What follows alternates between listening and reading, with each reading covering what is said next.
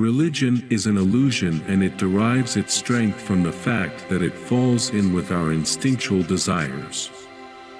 One day, in retrospect, the years of struggle will strike you as the most beautiful. Being entirely honest with oneself is a good exercise. Most people do not really want freedom, because freedom involves responsibility, and most people are frightened of responsibility. Unexpressed emotions will never die. They are buried alive and will come forth later in uglier ways. We are never so defenseless against suffering as when we love. Out of your vulnerabilities will come your strength. He that has eyes to see and ears to hear may convince himself that no mortal can keep a secret. If his lips are silent, chatters with his fingertips, betrayal oozes out of him at every pore. Where does a thought go when it's forgotten? A woman should soften but not weaken a man. Religious doctrines are all illusions.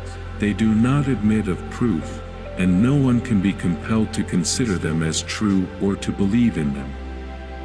It is impossible to escape the impression that people commonly use false standards of measurement, that they seek power, success, and wealth for themselves and admire them in others, and that they underestimate what is of true value in life.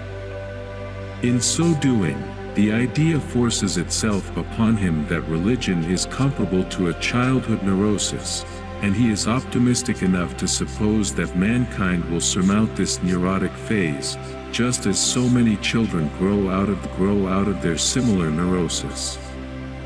Everywhere I go I find a poet has been there before me. In the depths of my heart I can't help being convinced that my dear fellow men, with a few exceptions, are worthless. Whoever loves becomes humble. Those who love have, so to speak, pawned a part of their narcissism. Immorality, no less than morality, has at all times found support in religion. The madman is a dreamer awake. No, our science is no illusion. But an illusion it would be to suppose that what science cannot give us we can get elsewhere.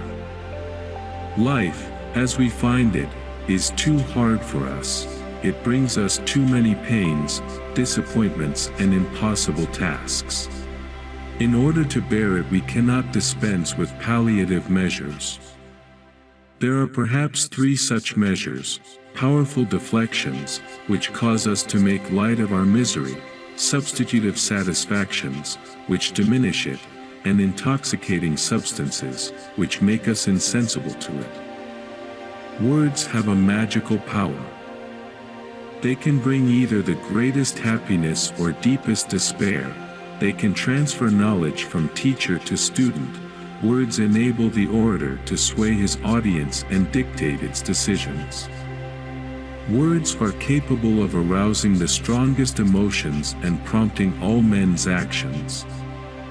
Human beings are funny. They long to be with the person they love but refuse to admit openly.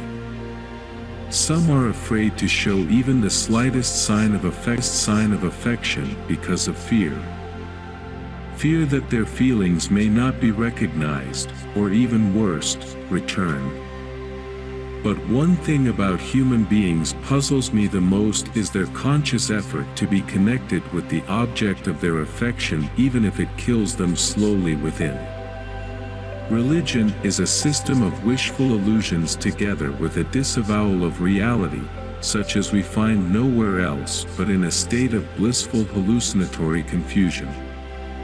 Religion's 11th commandment is, "Thou shalt not question." It is that we are never so defenseless against suffering as when we love, never so helplessly unhappy as when we have lost our loved object or its love.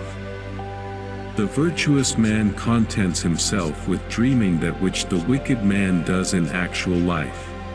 He does not believe that does not live according to his belief. The behavior of a human being in sexual matters is often a prototype for the whole of his other modes of reaction in life. Where the questions of religion are concerned, people are guilty of every possible kind of insincerity and intellectual misdemeanor.